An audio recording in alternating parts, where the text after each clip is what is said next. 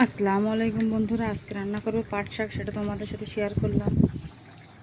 অল্প করে একটু পানি দিয়ে দেবো কড়াইতে, দিয়ে একটু লবণ দিয়ে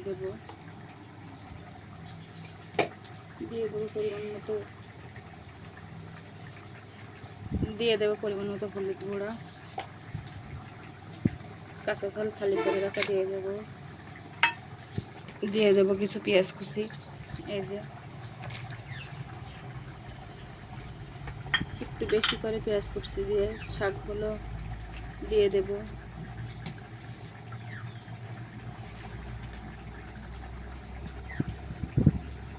এটা এখন চুলাইতে বসে সিদ্ধ করে নেব। আমার শাকটা সিদ্ধ হয়ে গিয়েছে, এখন পানিগুলো শুকিয়ে নামিয়ে ফেলবো। একদম শাকটা শুকনো শুকনো করব।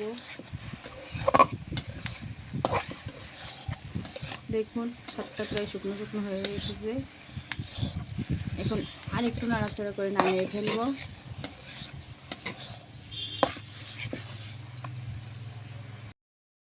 এখন তেলের উপর দেওয়ার জন্য একটা কড়াইতে তেল দিয়ে দেব।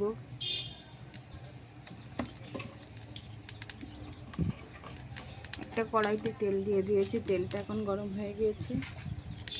এখন দিয়ে দেব পেঁয়াজ রসুন কুচি,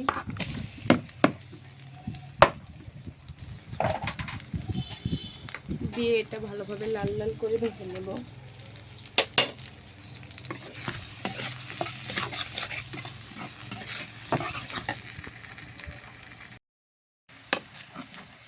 দেখুন আমার পেঁয়াজ রসুনগুলো আমি লাল লাল করে ভেজে নিয়েছি। একটু বেশি লাল লাল করেছি পোড়া পোড়া, কারণ পোড়া পোড়া করলে ভালো সেন্ট আসে। এখন শাকগুলো দিয়ে দেব।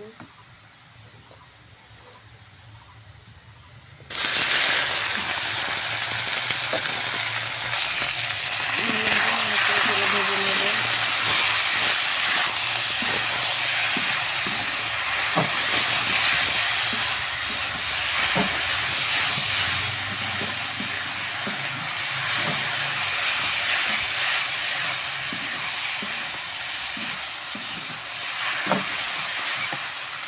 এখন দিয়ে দেবো আগে থেকে ভেজে রাখা মরিচ, আমি চিলি ফ্লেক্স করে রেখেছি, এগুলো উপর দিয়ে ছড়িয়ে দেবো। তাহলে একটা ঝালের একটা ভালো ফ্লেভার আসবে। আমার শাকটা হয়ে গিয়েছে, এখন নামিয়ে নেব। আমার শাকটা হয়ে গিয়েছে, নামিয়ে ফেলেছি। শাকটার ফাইনাল লুক এই। আপনারা এভাবে রান্না করে খেয়ে দেখবেন। আর আমার শাকটা কেমন হয়েছে সবাই কমেন্টে জানাবেন কিন্তু। আর আমার চ্যানেলটি ভালো লাগলে লাইক কমেন্ট সাবস্ক্রাইব করে দিবেন।